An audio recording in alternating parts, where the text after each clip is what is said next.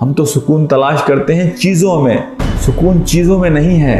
जो अल्लाह सुब्हाना व तआला ने हमारे लिए पाबंदियां लगाई हैं, ये हकीकत में हमारी असल आज़ादी के लिए है।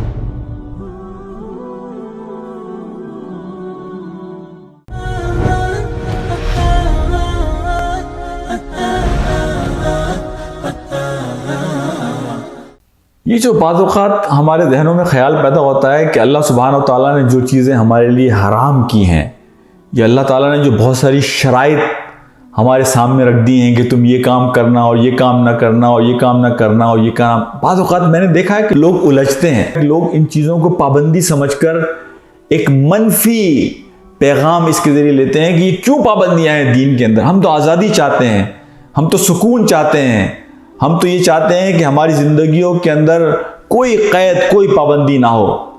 मेरे भाइयों, दोस्तों और साथियों, मैं आपसे एक बात कहता हूँ कि ये जो अल्लाह सुब्हाना व तआला ने हमारे लिए पाबंदियाँ लगाई हैं, ये हकीकत में हमारी असल आज़ादी के लिए हैं। ये मनफी नहीं, इनको मस्बत अंदाज में लीजिए। ये अल्कोहल, ये सूद, ये जिनाकारी, ये बदकारियाँ, ये बदआमालियाँ, ये फ्रॉड, ये झूठ, ये वो सारी खराबियां हैं कि जो असल में हमारे हाथों और पैरों की जंजीरें हैं। अल्लाह सुब्हाना व तआला इन जंजीरों से हमें आज़ाद कर कर अपने हरम में, अपनी हिफाजत में, अपने साए तले लाना चाहता है कि जब आप और मैं अल्लाह के साए में आ जाएंगे तो हकीकत में वो आज़ादी असल आज़ादी है।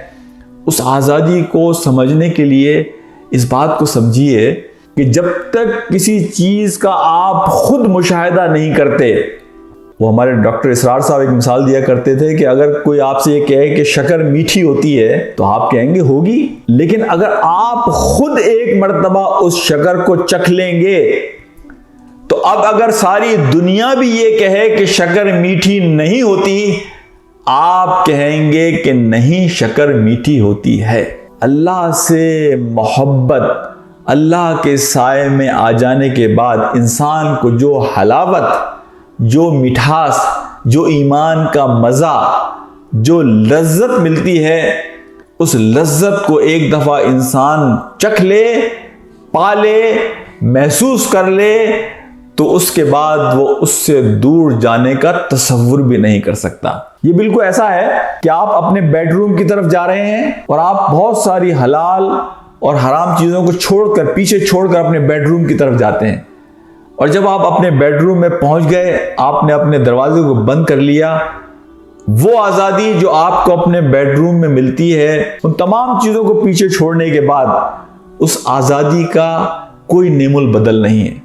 आप अपने चेहरे से वो तमाम मास्क उतार देते हैं। बाहर जब आप इंसानों में हैं तो बाहर कभी आपको अच्छा इंसान जाहिर होने के लिए एक मास्क पहनना पड़ता है, कभी एक मोहब्बत करने वाला बनने के लिए एक मास्क पहनना पड़ता है। आप वो तमाम आर्जी चेहरों को, उन तमाम बहरूपियों को, उन तमाम चीज़ों को अपने चेहरे से उतार कर आप असल में कौन हैं, जब आप अपने बेडरूम में पहुंच जाते हैं, अब आप आज़ाद हैं। तो वो जो आज़ादी आपको वहाँ मिलती है, वो जो सुकून आपको अपने बेडरूम में मिलता है, वो सुकून आपको बाहर नहीं मिल सकता।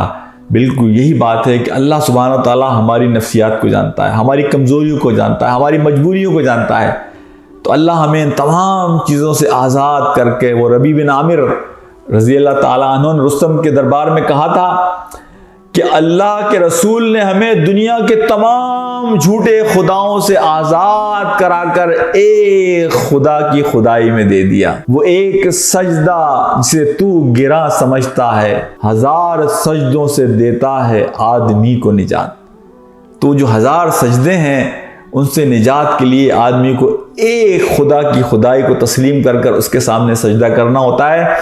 ये सारी हाथ की जो बेड़ियां हैं उन्हें उतार फेंक कर वो एक खुदा की बेड़ियां अपने पैर में पहनता है, और वो है असल आज़ादी, वो है असल सुकून। हम तो सुकून तलाश करते हैं चीज़ों में, सुकून चीज़ों में नहीं है।